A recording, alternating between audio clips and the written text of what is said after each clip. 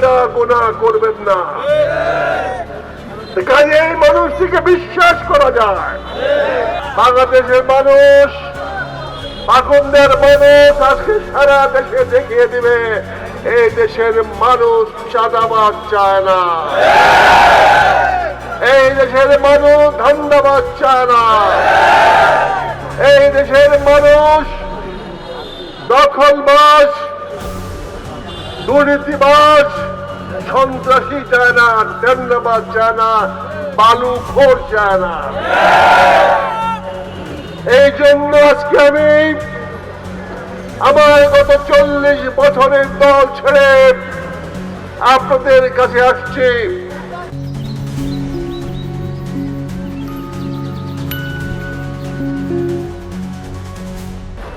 আমি সেখানে দেখেছি এমন অবস্থা, যেদিকে যায় এমন অবস্থা হয়েছে আমাকে সুদ্ধা খাওয়া বলতে চায়।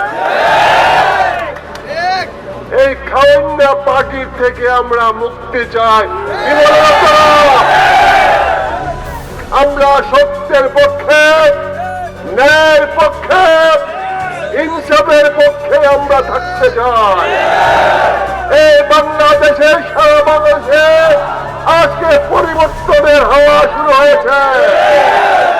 মানুষ পরিবর্তন চায়, মানুষ সুন্দর কল্যাণ মুখে একটি বাংলাদেশ চায়, যেখানে আল্লাহর শাসন প্রতিষ্ঠিত হবে, যেখানে মানুষ আল্লাহকে সন্তুষ্টি করার জন্য আল্লাহকে ভয় করে, আল্লাহকে হাজির নাজির রেখে তার কাজ করবে, যাতে আল্লাহর কাছে তাকে বিচার দিতে হয়, আল্লাহর সামনে যেতে হয়।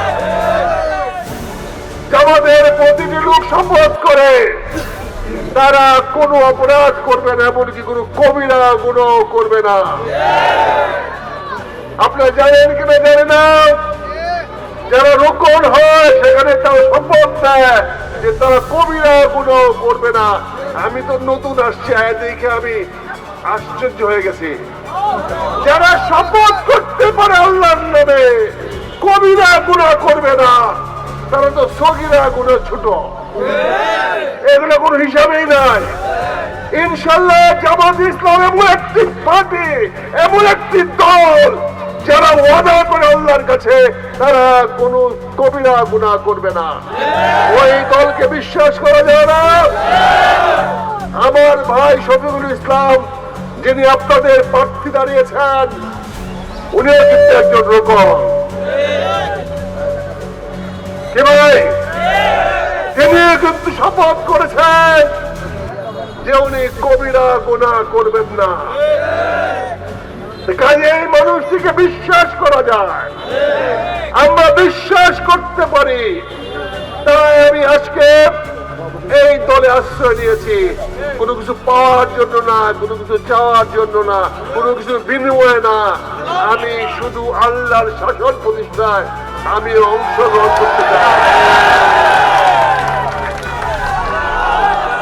আমিও ন্যায় ইনসাফের পথে থাকতে চাই। আমি চাঁদাবাজ, সন্ত্রাসবাজ, দুর্নীতিবাজ তাদের বিরুদ্ধে থাকতে চাই। আমি এই জন্য আপনাদের সামনে অংশগ্রহণ করেছি। আশা করি আমি আপনাদেরকে আমাকে আশ্রয় দেবেন, আমাকে আপনাদের সঙ্গে রাখবেন। নারে তাকবীর।